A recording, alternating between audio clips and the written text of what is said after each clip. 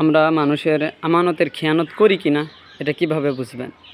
আমরা কিন্তু সবসময় মানুষের আমানতের খেয়ানত করি, যেটা আমরা বুঝি না, বুঝে উঠতে পারি না যে আমরা কি মানুষের আমানত খেয়ানত করতেছি কিনা।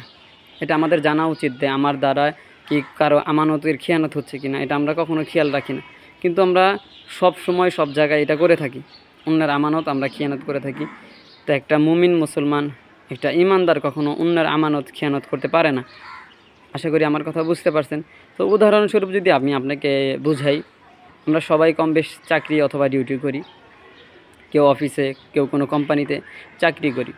তো চাকরি মানে ডিউটি অবস্থায় 8 ঘন্টা যে ডিউটি থাকে, এই 8 ঘন্টার মধ্যে যদি আপনি 10 মিনিট অথবা 20 মিনিট মালিক চলে গেল, ম্যানেজার চলে গেল, কেউ নাই দায়িত্বর যারা থাকে সামনে কেউ নাই, তখন আপনি কাজ দিয়ে গেছে, আপনি কাজ করতেছেন না, তখন আপনি তারা চলে যাওয়ার কারণে আপনি ফোন টিপার যেটা সুযোগ, এই সুযোগটা পাওয়ার কারণে আপনি 20 মিনিট 10 মিনিট ফোন টিপলেন। এই ডিউটির টাইমে, এই 8 ঘন্টা ডিউটির টাইমে আপনি যদি ফোন টিপেন, তাহলেই আপনি আমানতের খেয়ানত করলেন। কোম্পানি অথবা যে অফিসে চাকরি করেন তাদের আমানতের খেয়ানত করলেন। আরেকটা যদি বলি, সেটা হচ্ছে ধরেন আপনার ডিউটি টাইমে আপনার কোনো এক বন্ধু আসলো, তখন আপনি তার মালিক পক্ষকে না জানিয়ে, কাউকে না জানিয়ে আপনি কি করলেন, আপনার বন্ধুকে নিয়ে চার দোকানে আড্ডা দিলেন, গল্প আলাপ করলেন, সেখানে আধা ঘন্টা 1 ঘন্টা চলে গেল।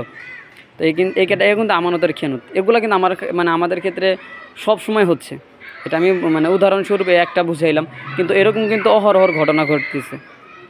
এরকম আমরা অহরহর করতেছি, যেটা আমরা কখনো কল্পনাই করতেছি না।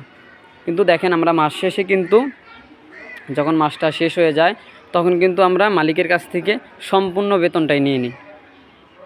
আমরা কিন্তু সম্পূর্ণ বেতনটাই নিয়ে নিই। এখন ভাবেন যে আপনি কি মালিকের সম্পূর্ণ ডিউটিটাই ঠিকমতো করছিলেন? যে সময়টা 8 ঘন্টা প্রত্যেকটা দিন, যে কয়দিন ডিউটিতে যান, সেই কয়দিনকে আপনি পুরোপুরি 8 ঘন্টা ডিউটি করছেন? করেন নাই। একটা হচ্ছে ছোটোখাটো বিষয়, এটা আলাদা। কিন্তু দেখেন, মালিক চলে যাওয়ার পর আপনি আধা ঘন্টা 1 ঘন্টা সময় ডিউটি না করে, কাজ আছে কিন্তু আপনি করতেছেন না, কাজ আছে কিন্তু আপনি করতেছেন না, অথবা মালিক পক্ষকে না জানে আপনি বাইরে চলে গেলেন। এরকমও অনেক হয় যে মালিক নাই, ফোন টিপতেছি, অথবা মালিক সাইডে আছে, আমি এক সাইডে অন্য সাইডে যা ফোন টিপতেছি। এরকম আমরা অনেকভাবে অনেক কাজে ফাঁকি দিই, কিন্তু এটা হচ্ছে সময়টা কিন্তু মালিকটা আমাদের কাছ থেকে যে 8 ঘন্টা, এটা কিন্তু মালিকে কিনে নেয়। এই 8 ঘন্টা টাইম মালিক আমাদের কাছ থেকে কিনে নেয়, মানে এই 8 ঘন্টা আমি শুধু তার যে কাজ, কোম্পানির কাজ হোক, অফিসের কাজ হোক, এই কাজ করবো 8 ঘন্টা, অন্য কোনো কাজ করতে পারবো না। যদি এই মালিকে বলে বসে থাকতে, সেটা আলাদা হিসাব। মালিকে যদি আমাদের যেতে দেয় কোনো জায়গায়, সেটা আলাদা হিসাব। কিন্তু আমাদের ইচ্ছায় যদি আমরা কিছু করি, এটা করা ঠিক হবে না। মাস শেষে যে বেতনটা পাবেন, সেটা সম্পূর্ণ হালাল হবে না, কারণ আপনি সম্পূর্ণ ডিউটিটা আপনার করেন নাই।